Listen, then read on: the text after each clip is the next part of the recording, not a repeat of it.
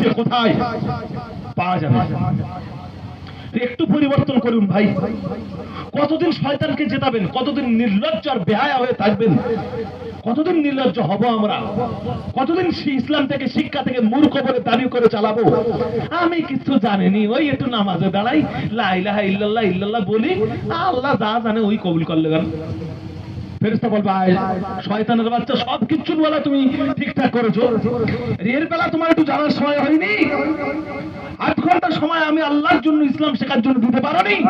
আড্ডা মেরেছো, গল্প করেছো, বেয়াদব জানোয়ার কাওয়ার, আল্লাহর জন্য সময় বার করনি কেন? একটু অনুশোচনা করি তো ভাই। নিজেদের সমালোচনা করাই হলো সবচেয়ে ভালো মানুষের কাজ। নিজের অপরাধ কি আছে সেটাই একটা করে হিসাব করা, এটাই হলো ভালো মানুষের কাজ। আমরা অন্যের অপরাধ নিয়ে অনেক কথা বলি, নিজের অপরাধের চরকায় তেল দিতে চাচ্ছি। ওর কি হবে? সারা জীবনটা মাল পুরো বেকার করে দিলে, খবরে গেলে যে ওর অবস্থা খারাপ হবে। তুই নিজের অবস্থাটা দেখ না, তোর কি হবে? তুই নিজে কতটা বাঁচবি সেটা একটু চিন্তা কর না। তুই একটু বেশি করে দরুদ শরীফ পড় না, আস্তাগফিরুল্লাহ পড় না, আল্লাহর কাছে কাঁদ না।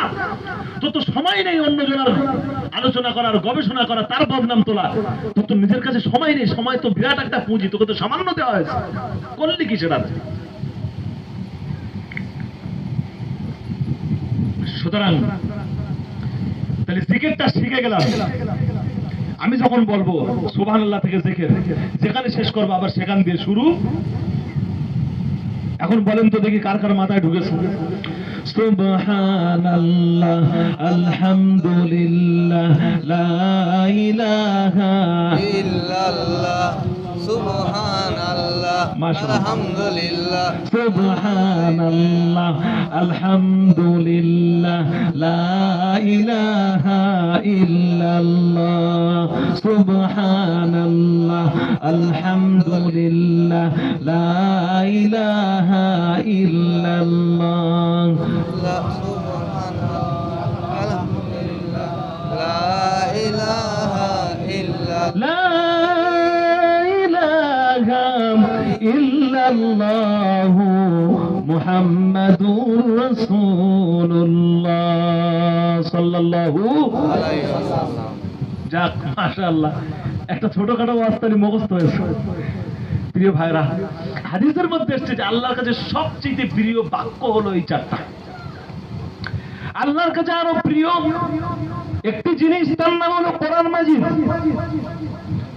আল্লাহর নবীজি বলেছেন, আফজালুজ যিকরি তিলাওয়াতুল কোরআন, সব জিকিরের চাইতে শ্রেষ্ঠ জিকির হলো রব্বুল আলামিনের কোরআন মাজিদ। একটু জোরে সোরে বলা যাবে না, একটু মন খুলে বলা যাবে না? সুবহানাল্লাহ। তাহলে এই কোরআন মাজিদ শেখার চেষ্টা করতে হবে। এই কোরআন শরীফ যতটুকু শুনে মুখস্থ করেছে সেটাও পড়ার চেষ্টা করতে হবে।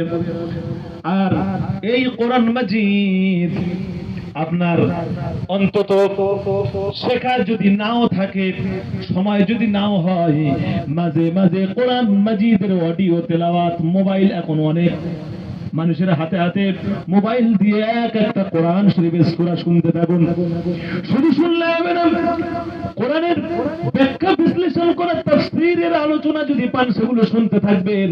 এক একটা সূরা সাবজেক্ট নিয়ে আলোচনা করা আছে, মোবাইলে খুঁজলেই পেয়ে যাবেন, ওগুলো শুনতে থাকবেন। আবার কোরআন মাজিদ থেকে রব্বুল আলামিনের কোরআন এভাবে শুনতে থাকবেন, তার তরজমা, তার তাফসীর কিছু কিছু করে শুনতে থাকবেন, শিখতে থাকবেন। আল্লাহর কাছে গিয়ে যেন বলতে পারেন, রব্বুল আলামিন, শিখতে না পারলেও সময় পেলে তোমার কোরআন মাজিদকে ছেড়ে ছেড়ে তেলাওয়াত শুনতাম। তেলাওয়াত শুনলে কিছু বোঝা যায় না, বুঝলে বেশি নেকি হয়। কারণ হাদিস শরীফে এসেছে, একটা আয়াত যদি কেউ শোনে, একটা আয়াতের অক্ষর যদি কেউ তেলাওয়াত করে, এক অক্ষর তেলাওয়াত করার সাথে সাথে ওই ব্যক্তির আমল নামায় রব্বুল আলামিন 10টা করে নেকি লিখে দিবে। আর একটু জোরে সোরে বলুন সুবহানাল্লাহ। আল্লাহর নবী বলেন, একটা অক্ষর তেলাওয়াত করলে শুধু 10টা নেকি হয়। আর যদি কোনো বান্দা একটা ছোট্ট আয়াত তার তরজমা সহ, মানে সহ, তাফসীর সহ, বিশ্লেষণ সহ, ঘটনা সকল অন্তরের ভিতরে হৃদয় অঙ্গম করে বোঝার চেষ্টা করে, তাহলে 1000 রাকাত নফল নামাজ পড়তে যে সময় লাগে, 1000 নফল নামাজ পড়লে যে সওয়াব হয়, এই 1000 রাকাত কবুল হয়ে গেছে এমন নফল নামাজের সওয়াব ওই বান্দার আমলনামায় আল্লাহ তুলে দিবে। আর একটু জোরে চিৎকার মেরে হয় না? তাহলে কোরআনের আলোচনা করলে লাভ আছে না লস? সুতরাং আপনাদের খুব লস টস করে দেয়নি তো আমি আলোচনাটা। এই কোরআনের চাইতে দামি কোনো আর কোনো বই আছে? আর কোনো দামি কোনো কিতাব আছে? এত দামি হওয়া সত্ত্বেও এই কোরআনটা একটা অত্যাচারিত একটা বই হয়ে গেছে, যার উপরে অত্যাচার করছে মানুষ। সব চাইতে অত্যাচারিত হয়েছে যে এই পৃথিবীতে, তার নাম কোরআন। কোরআনের চাইতে এত অত্যাচার আর কারোর উপরে হয়নি। কোরআনকে বাড়ির ভিতরে তুলে রাখা হয়েছে। এটাকে বছরে একবার বার করে শবে বরাতের সময় মহিলারা। এমনি দিনেও আলহামদুলিল্লাহ মহিলারা পুরুষদের চাইতেও কিছুটা আগিয়ে, তারা তবুও কোরআন শরীফ টপ শিখে আসে। আর মা বাবা জানে মেয়েরা যদি কোরআন শরীফ না শেখে, ছেলে যত বড়ই গাঁজা করো, বউ কোরআন শরীফ না পড়তে জানলে তারা আবার আসবে না। বলে অন্তত বেদোয়ার খাতিরে একটু পড়া, খবরদার মেয়েটা তুই কি করতেছিস? আরে এই গিন্নি, তোর মাথায় দেবো চাঁটি, বুঝতে পেরেছিস তুই শয়তান করতেছিস কি? মেয়েটা এখনো কোরআন শিখলো না কেন? বাপ নিজেও জানে না কোরআন, মেয়ের শেখাচ্ছে সৌর বাড়ি দিতে হবে। তাই আবার যারা বেশি স্মার্ট, বেশি চালাক, খুব হাইলি মানে স্ট্যাটাস যাদের, তারা আবার বলেন আমরা তো মানে বিশাল হাইফাই মানুষ, we are higher status man, we are higher standard man, so we are nothing is কোরআন অ্যান্ড হাদিস। আমরা এর কাছেও থাকবো না। We are teaching, we are making, we are saving, we are launching the English, the doctorate, the engineer courses. আমরা তো বিরাট hi fi পরিবারের, সুতরাং আমাদের দ্বারা কোরআন শরীফ শেখা, এই যে বোঝা মার্কা কাজ করা যাবে না, হাদিস শরীফ শেখা, নামাজ পড়া কাজ করা যাবে না। আরে বেটা, রোজা প্রত্যেক মাসে যদি 1200 টাকা, 2000 টাকা, 5000 টাকা টিউশন যাই, ইংলিশ ভালো করে শেখ, খবরদার কোরআনের কাছে যাওয়ার দরকার নেই। ভাবখানা এমন এইরকমই তালটা হয়, ইংলিশ শেখায় যত্ন করে, দামি কিতাব কোরআনকে এর কাছে আনতে দেয় না। সবচেয়ে মেধাবী ছেলে, ব্রেনি ছেলেটাকে তাকে ডক্টরেট দেয়, ইঞ্জিনিয়ার দেয়, যারা হাই স্ট্যান্ডার্ডের মানুষ। আর লো কোয়ালিটি ওরা তো খায় দেয়, ঘুরে বেড়ায়, বলে শালা আমি সারা জীবন জোন দিলুম, জোন খাটলুম। এই ছেলে পুলে 14-15 বছর হয়ে গেছে, মাল বেকার ঘুরে বেড়াচ্ছি, স্কুলে পড়ার ধান্দাও নেই, আর আমারও সেরকম পড়ানোর ইচ্ছা নেই। শিক্ষা করে কি করব? মাল পরে গরু টরু না হয়ে এক কাজ কর, যা এখন থেকে দে, সেলাই মেশিনে সেলাই করুক, না কাঠের ওখানে কুটকুট করে কাটুক, 2-4 পয়সা করে তবু আসবে না। এরা ওই ধান্দা এদিকে দিয়ে দিল। রাগ করবেন না ভাই, বাস্তব চিত্রটা একটু তুলে বলতেছি আমি, যাতে সকলের মনে কিছুটা ধাক্কা খায়। মানুষ হিসেবে আলহামদুলিল্লাহ অনেক মানুষ, নিঃসন্দেহে আপনারা ভালো, নইলে কি এই মাহফিলে আসতেন? নিঃসন্দেহে ভালো আন্তরিকতা আছে, নইলে কি বিয়ের আগে শুধুমাত্র বিয়ের অনুষ্ঠান দেওয়া যেত, কিন্তু তার সাথে এইরকম একটা অনুষ্ঠান দেওয়া হতো? নিঃসন্দেহে আল্লাহ এবং রাসূলের মহব্বত আছে, কিন্তু ভুল তো আমাদের আছে, আমরা তো অপরাধী। আমরা আমাদের অপরাধ যদি আলোচনা করি, এটাই তো ভালো বিষয়, এটাই তো আমাদেরকে উন্নত করতে পারে। কথা ঠিক না? কাজী প্রিয় ভাইরা, এই যে আমাদের সমাজের চিত্র, কোরআন হাদিসের দিকে আমরা আগাতে চাইতেছি না, কোরআন শরীফ আমরা শিখতে চাইতেছি না, আর সারা জীবন উলহুসুরা দিয়ে চালাচ্ছি। উলহুসুরাটাও সঠিকও হয় না, উলহুসুরা বলতে গিয়ে সঠিকভাবে উচ্চারণও করতে পারে না। এভাবে আপনার বাহানা কিভাবে চলতে পারে ভাই? সব কাজ টুকটুক করে তো হয়ে যায়, এটা আপনার দ্বারা কেন হবে না? আপনাকে সেই চেষ্টা করতে হবে। আল্লাহ নবীজি সে কথাই বলতেছেন, একটি ছোট্ট কোরআনের আয়াত যদি কেউ ব্যাখ্যা সহ, বিশ্লেষণ সহ সেটাকে বোঝে অথবা মুখস্থ করে, 1000 রাকাত নফল নামাজ পড়ার সওয়াব, যেটা কবুল হয়ে গেছে এমন সওয়াব দেওয়া হবে তার আমল নামায়। জোরে সোরে বলুন না সুবহানাল্লাহ। সুতরাং প্রিয় ভাইরা, একটু সময়কে কাজে লাগাবো, দিনের কিছু দিনে কিছু অংশ একটু কোরআনের পিছনে দেব, অন্তত নামাজটুকুন নিজেদের একটু সাথী বানাবো, এই চেষ্টা করা যাবে ইনশাআল্লাহ। একটু জোরে সোরে বলা যাবে না ইনশাআল্লাহ? প্রিয় ভাইরা আমার, হাদিস শরীফের মধ্যে এসেছে সাবাতু ইউযিল্লুহুমুল্লাহু আযজা ওয়া জাল্লা লা জিল্লা ইল্লা জিল্লুহু ইয়াউমাল কিয়ামা। কিয়ামতের কঠিন দিনে আরশের ছায়া ছাড়া কোনো ছায়া থাকবে না। সেদিনকে সূর্য 12টা মুখ বার হয়ে যাবে এবং সূর্য তেজস্বী আলো নিয়ে পৃথিবীর উপরে নেমে পড়বে। আর মানুষের ওই সূর্য মানুষের একেবারে কাফেরদের, আল্লাহর নাফরমান, আল্লাহকে অমান্যকারীদের মাথার কাছাকাছি চলে আসবে। তখন তাদের মাথার মগজগুলি, ঘিনুগুলি ফুটতে ফুটতে কান্না আসবে, মাথার ঘিনুগুলি পড়তে থাকবে। আর নিজের গালের ভিতরে যে জিহ্বাটা, এই জিহ্বাটা নাভি স্থল পর্যন্ত ঝুলে যাবে, পিপাসায় কাতরাতে থাকবে। এই অবস্থায় 50,000 বছর পার হবে। এত কঠিন সময় যাবে।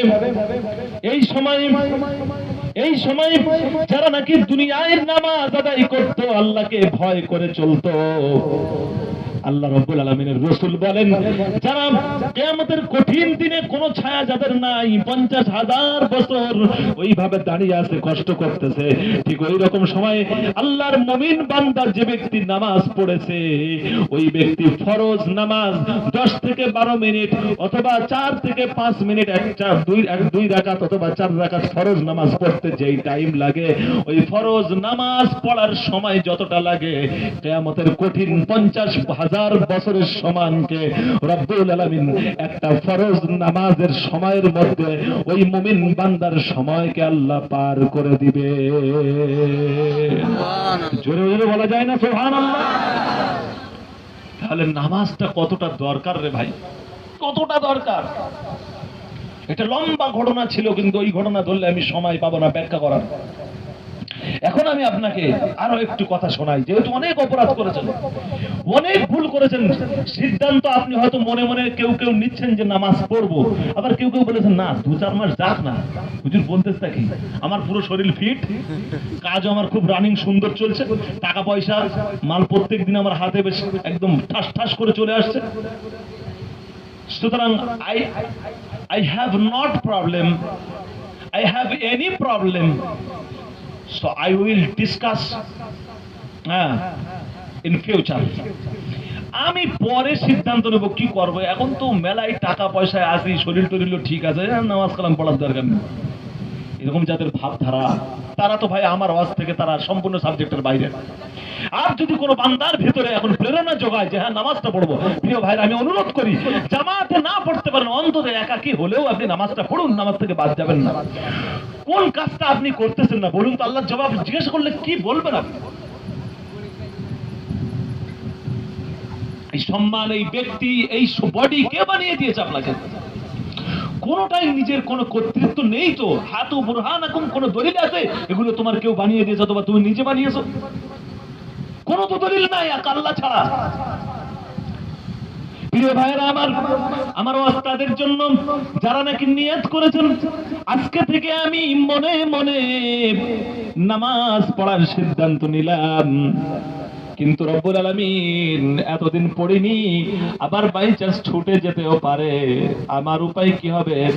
এই রকম যারা নিয়ত করে ফেলেছেন তাদের বিষয়ে বলি, আপনার দিনের সারা দিনের ভিতরে যদি কোনোভাবে 1-2টা ওয়াক্ত যদি ছেড়ে যায়, 3টা ওয়াক্ত যদি ছেড়ে যায়, 4টা ওয়াক্ত যদি ছেড়ে যায়, একটা ওয়াক্তই অন্তত আল্লাহকে সিজদা দিন, নামাজ পড়ুন, নামাজের পরে হাত তুলে আল্লাহর কাছে দোয়া চান।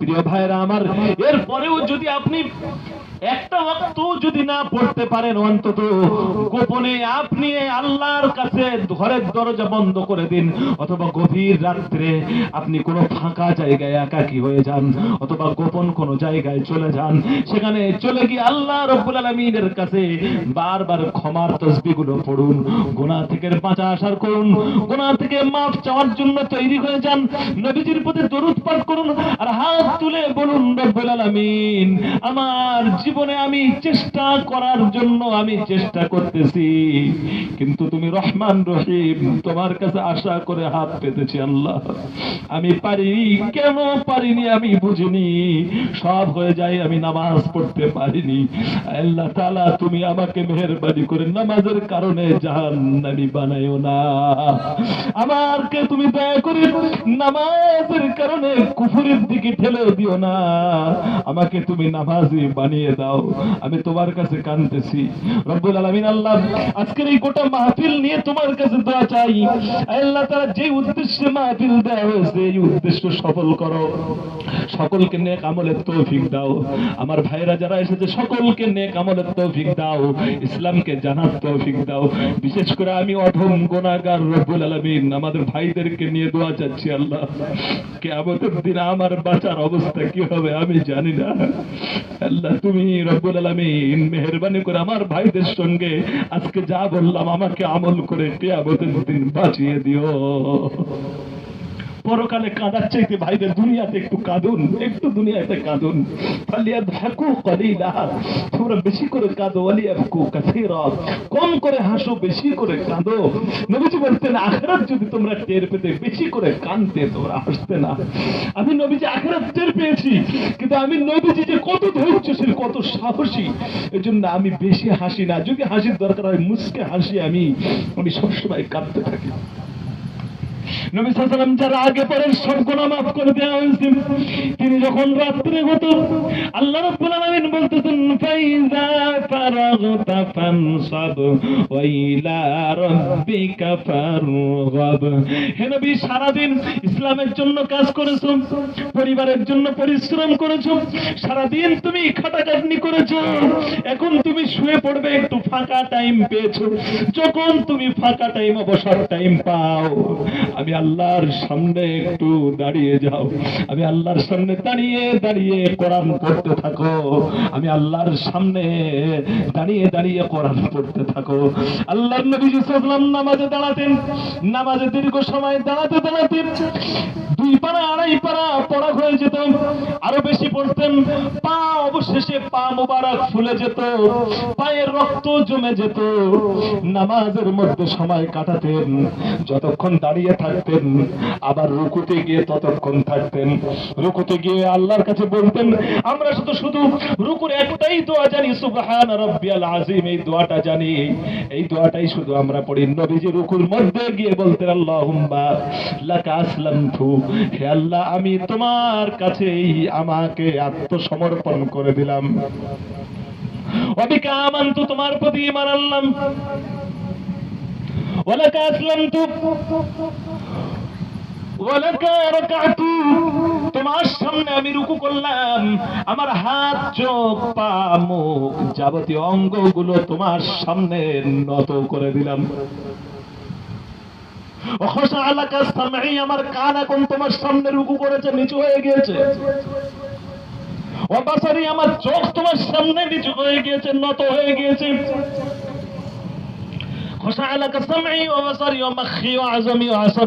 আমার হাড্ডিগুলি আমার মজ্জাগুলি তোমার সামনে নত হয়ে গিয়েছে।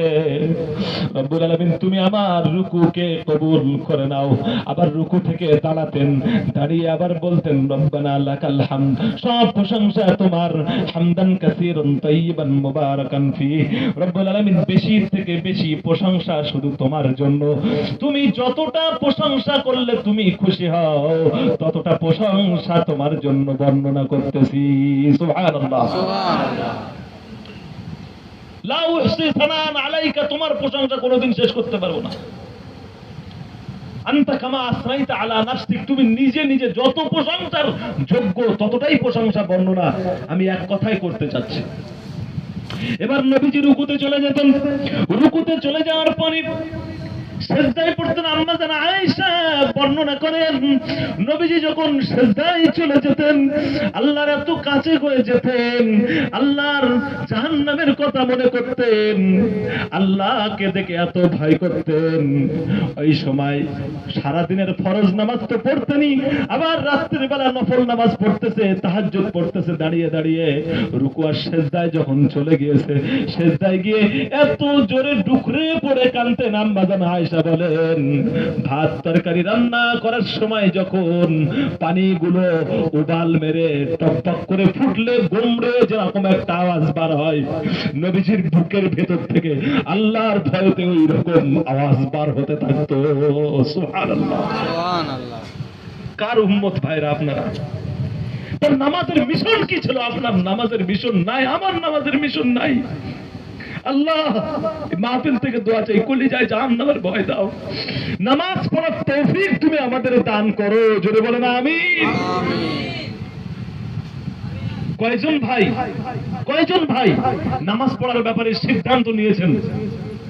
এখন না, একটু পরে থেকে বা সামনের সময় থেকে নামাজ পড়বো, এই সিদ্ধান্ত একটু নিয়েছেন আল্লাহকে খুশি করার জন্য? এক আধজন যারা নিয়ত করেছেন একটু হাত দেখাতে পারবেন? আলহামদুলিল্লাহ, আলহামদুলিল্লাহ। একটু হাত তুলুন না মেহেরবানি করে, অন্তত আল্লাহর উপরে আশা করে হাত তুলুন, আল্লাহ আপনাকে তৌফিক দিতে তো পারেন। হাত নামান ভাইরা। যারা নামাজ পড়েন তারাও হাত তুলবেন, যারা নামাজ পড়েন। আলহামদুলিল্লাহ। এইটা যে একটা আশা করে, আমি তো নামাজ পড়ি ঠিকই, আল্লাহ আগামীতেও তোমার তৌফিক চাই। প্রিয় ভাইরা, আমি আপনাদের কাছে অনুরোধ করবো, ফরজ নামাজগুলো, জোহরের 4 রাকাত ফরজ, আসরের 4 রাকাত ফরজ, মাগরিবের 3 রাকাত ফরজ, ইশার 4 রাকাত ফরজ পড়ুন আপনি। বাকি 1 বছর ধরে আপনি এটা করুন। বাকি সুন্নত নফল না পড়লে আমি কথা দিচ্ছি, আমি আল্লাহর কাছে আপনাদের জন্য কেঁদে বলবো, আল্লাহ ওরা পড়তে পারেনি কিন্তু তোমার ফরজ আদায় করার চেষ্টা করেছে, ওদেরকে তুমি সুন্নত নফলের তৌফিক দাও, আর যেটুকুন করেছে তুমি ওদের মাফ করে নামাজের কাতারে শামিল করো। জোরে বলেন আমিন। প্রিয় ভাইরা, নামাজ নাইলে কোনো দাম হবে না। নামাজ না হলে রাসূল সাল্লাল্লাহু আলাইহি ওয়াসাল্লাম আপনাকে নেবেন না। নামাজ খুব মারাত্মক জিনিস। এই নামাজ থেকে আমাদের জীবন সরে যাওয়া মানে আমাদের জীবন শেষ হয়ে যাচ্ছে, সমাজ শেষ হয়ে যাচ্ছে। নামাজের দিকে আগিয়ে আসুন। এত তো সময় দিয়েছেন, এত সময় তো ব্যয় করলেন, একটু আল্লাহর জন্য ব্যয় করবেন। আমি সকলকে, আমি নিজেকেও নসিহত করতেছি, বিশ্বাস করুন আমি আপনাদেরকে নসিহত করার এই যোগ্যতার লেভেল আমার নাই যে আমি সবকিছু সাকসেস। আমি নিজেও ধরা খেতে পারি, আমার নিজের আমলও কমজোরিতা। তা আমরা নিজেদেরকে যদি সংশোধন করে, নিজেদেরই তো লাভ। সুতরাং আমাদেরকে নামাজের ব্যাপারে চেষ্টা করতে হবে, নামাজের ব্যাপারে আমাদেরকে আগিয়ে আসতে হবে। প্রিয় ভাইরা, সেই জন্য রাসূল কারীম সাল্লাল্লাহু আলাইহি ওয়াসাল্লাম যখন তিনি ইন্তেকাল করেছেন, শেষ কথাটাই তিনি নামাজের কথা বলেছেন। নাতি সন্তানাদি ছিলেন, তাদের কারোর কথা বলেনি। ফাতেমার বাবার সম্পত্তি কি দেবে সে কথাও তিনি বলে যান, তখন বলেছেন নামাজ। অসুস্থ হালাতে তখন তিনি খুশিতে তার চোখ দিয়ে পানি বার হয়েছিল এই নামাজের দৃশ্য দেখে। আল্লাহর নবী সাইয়্যিদুল মুরসালিন ইন্তেকালের কিছুদিন আগে অসুস্থ হয়ে পড়লেন। এমন অসুস্থ হয়ে পড়লেন, দাঁড়াতে পারেন না, হাঁটতে পারেন না, কোন রকম কারো কাঁধের উপরে ভর দিয়ে চলাফেরা করেন।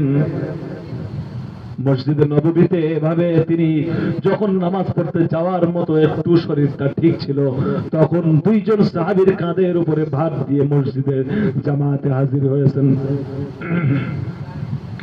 জামাতের নামাজে হাজির হওয়ার পরে নামাজ পড়লেন, তারপরে তিনি যখন ঘরে এসে শুয়ে পড়লেন, ওই যে শুয়ে পড়লেন আর একটা ওয়াক্ত মসজিদে যেতে পারেন নাই।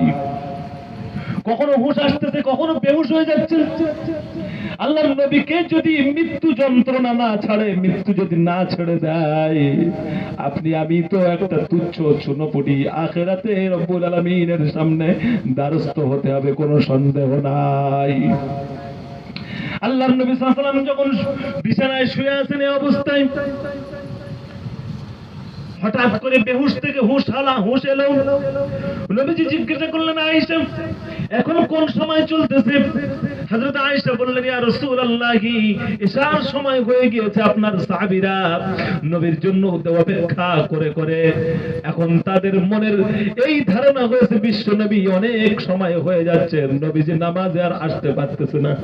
মনে হয় বিশ্ব নবীর শেষ চলে যাওয়ার বিদায় ঘন্টা বেজে গিয়েছে, আমরা নবীজি থেকে বঞ্চিত হয়ে যাব, নবীজি আর কোনদিন আমাদের নিয়ে নামাজ পড়াতে পারবেন না।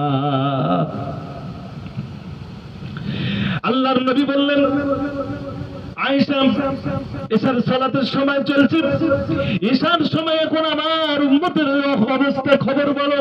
বলেন, ইয়া রাসূলুল্লাহ, বহু সময় দীর্ঘক্ষণ অপেক্ষা করার পরে এখন তারা নামাজে দাঁড়িয়েছে। আল্লাহর নবীজি বললেন, আমার সামনের পর্দাটা একটু খুলে সরিয়ে দাও, আমার উম্মতদের নামাজের দৃশ্যটা আমি একটু দেখতে চাই। সামনের পর্দাটাকে ওপেন করা হলো। বিশ্বনবী ঘাড় উঁচু করে পর্দার ভিতর থেকে রব্বুল আলামিনের রাসূল তাকিয়ে তাকিয়ে দেখলেন নামাজের বান্দারা, আল্লাহর বান্দারা, নামাজীরা রুকু করতেছে, সিজদায় যাচ্ছে, নামাজ আদায় করতেছে। আল্লাহ রব্বুল আলামিনের রাসূল কিছু সময় দেখতে দেখতে দেখতে দেখতে চোখের পাশ দিয়ে পানি গড়িয়ে গড়িয়ে পড়ে যাচ্ছে। হযরতে আয়েশা সেই সময় হযরতে আয়েশা বললেন, ইয়া রাসূলুল্লাহ, আপনি নামাজের দৃশ্য দেখতেছেন কিন্তু আপনার চোখ দিয়ে পানি গড়িয়ে যাচ্ছে, আপনার মনে হয় কষ্ট হচ্ছে নাকি? আপনি বলুন।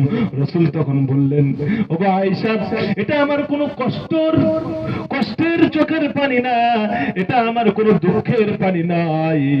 এই নামাজের জামাতের জন্য উহুদের ময়দানে আমি নবীজি আমার দুটো দাঁতে পাথরের আঘাতকে দুটো দাঁত আমার ভেঙে রক্ত গড়গড় করে বেরিয়েছিল, রক্ত বার হয়েছিল উহুদের ময়দানে। এই নামাজের দাওয়াত দিতে গিয়ে তায়েফের ময়দানে যখন আমি দাওয়াত দিয়েছি, ওইখানকার কাফেরেরা, ওইখানকার নেতারা যুবক ছেলেদেরকে লেলিয়ে দিয়েছে, পিছন থেকে পাথরের আঘাত করে করে আমার গোটা শরীরটা রক্তে জর্জরিত করে দিয়েছে, এত রক্ত বার হয়েছে। আমি নবীজি জুতো পরেছিলাম, জুতোটা রক্তের সঙ্গে চেপটে গিয়েছিল, জুতোটা আর খুলতেছিল না, রক্তের সঙ্গে চেপটে গিয়ে জুতো খুলতে পারতেছিলাম। অনেক কেঁদেছি আয়েশা, অনেক কষ্ট করেছি, সেই ছোট্টবেলা এতিম থেকে নিয়ে কেঁদেছি, উম্মতের জন্য কেঁদেছি। কবরে গিয়ে আমার কান্না শেষ হবে না, কিন্তু আমার হতভাগ্য উম্মত কিছু আসবে, তারা বছরে একবার নারাই তাকবীর দেবে, বিশ্বনবী জিন্দাবাদ বলবে, আমার দেওয়া সুন্নাহ নামাজ, এই নামাজকে ওরা কোনোদিন পড়বে না।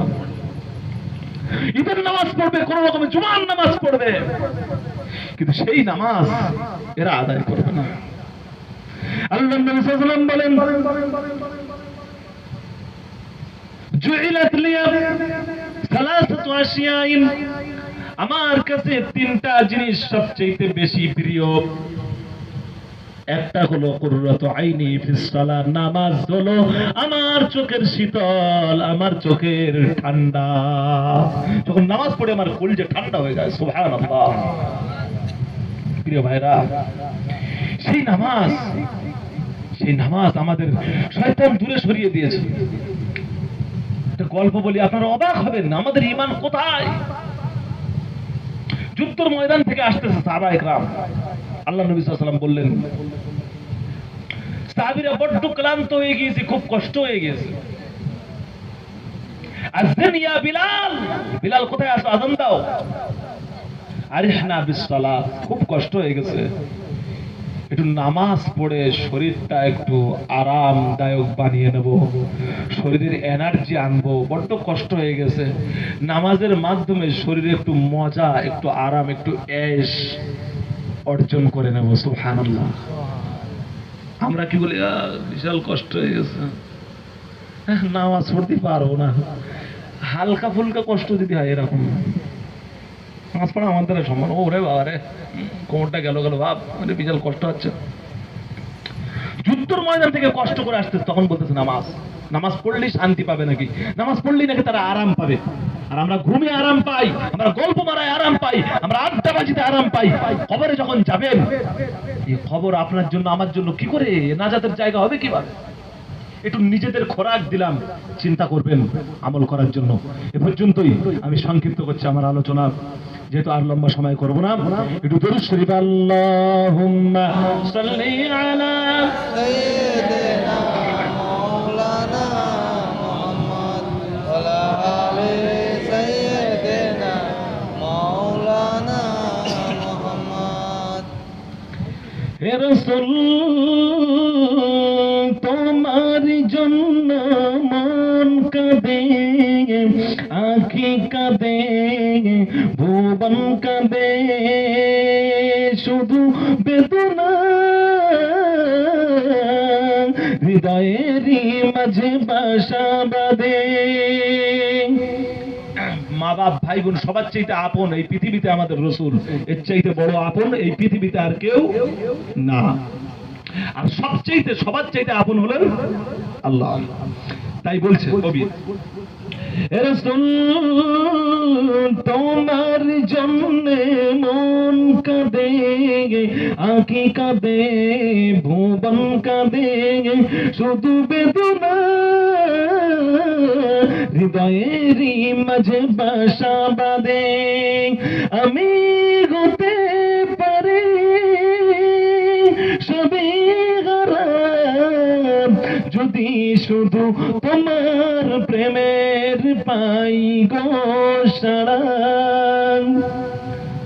হে রাসূল, তোমার জন্যে মন কাঁদে, আঁখি কাঁদে, ভুবন কাঁদে। আল্লাহুম্মা সাল্লি আলা সাইয়্যিদিনা মাওলানা মুহাম্মদ ওয়া আলি সাইয়্যিদিনা মাওলানা মুহাম্মদ। প্রিয় ভাইরা আমার, কিছু সময় আলহামদুলিল্লাহ আপনাদের সামনে বেশ অনেকটা সময় কথাবার্তা আলোচনা হলো। এই কথা থেকে আমার একটা জিনিস এই গজলটার সাথে মনে আসলো, অনেকে আবার গজল প্রিয় মানুষ তো একটু গজল টজল না হলে বলে দোষ, আরো যদি ওয়াজের সুর টুর না দেয় বলবো ওয়াজ হলো হারা। বিশ্বনবী জীবনেও সুর দিয়ে ওয়াজ করেনি, কিন্তু তাদের ঈমান এত তাজা ছিল ওই ওয়াজেই তাদের কাজ হতো।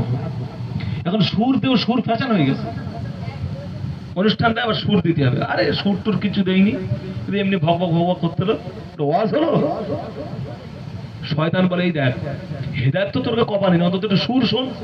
এখন জলসা দিলে শুধু সুর শুনবি, খবরদার কোনো কোরআন হাদিস মাথায় ঢোকাবি নি, ওরে ওলা একটু লস হয়ে যাবে। পাশের লোকগুলো সব দুনিয়া কামাচ্ছে, তুই ঘোড়ার দিন পিছুবি কেন? তুই শুধু সুর শুনবি আর বলবি ও হুজুরটা যা সুর দিলে। অথচ সুর জীবনে নবী সাল্লাল্লাহু আলাইহি ওয়াসাল্লাম দেননি। দিয়েছেন একটা প্রমাণ বা একটা জ্ঞান আপনার কাজ করবে যে নবী সাল্লাল্লাহু আলাইহি ওয়াসাল্লাম সুর দিয়েছেন।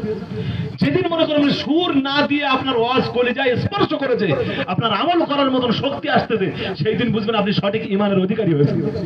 এই গজল ভালো লাগা আর এই সুর ভালো লাগা এই শয়তানের আরেক ফিতনা।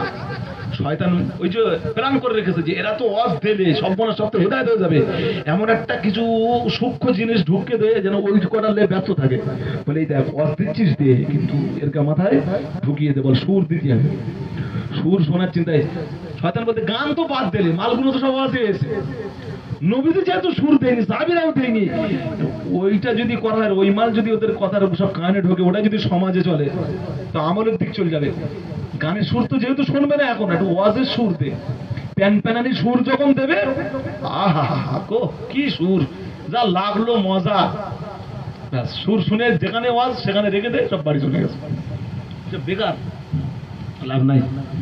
প্রিয় ভাইরা, আমরা কিন্তু সত্যিকারের খুব খারাপ, নিজেদেরকে একটু আল্লাহর সামনে খারাপ বলছি, তাহলে আল্লাহ যদি ভালো করে দেয়। খুবই খারাপ, নিকৃষ্ট, অনেক কাজ করি। এমন কোন শয়তান, এই শয়তান আমাদেরকে সব কাজ করতেছি আর নামাজটা পড়তে দিচ্ছে না। আফসোস, সুতরাং নামাজকে আপন করুন, নামাজকে নিজেদের সাথী বানান। এই নামাজ আপনাকে আমাকে জান্নাতের দিকে নিয়ে যাবে। আলহামদুলিল্লাহ, বেশ আলোচনা অনেকটাই দীর্ঘ হয়েছে। কেন দোয়া শেষ করে মোনাজাতের দিকে আগাবো। আরেকবার জিকির করুন, সুবহানাল্লাহ, আলহামদুলিল্লাহ, লা ইলাহা ইল্লাল্লাহ, সুবহানাল্লাহ, আলহামদুলিল্লাহ, লা ইলাহা ইল্লাল্লাহ, সুবহানাল্লাহ, আলহামদুলিল্লাহ, লা লা ইলাহা। ইল্লাল্লাহ, মুহাম্মাদুর রাসূলুল্লাহ। আমার কথায় কেউ যদি কষ্ট পেয়ে থাকেন একটু হাত তোলেন, তাহলে আমি জানতে পারবো এবং তার কাছে স্পেশাল দেখা করবো, তার কাছে মাফ চাই। কেউ কষ্ট পেয়েছেন খুব? যদি কষ্ট পেয়ে থাকেন আল্লাহর ওয়াস্তে মাফ করে দেবেন, আমার জন্য দোয়া করবেন, আমি বড় গুনাহগার।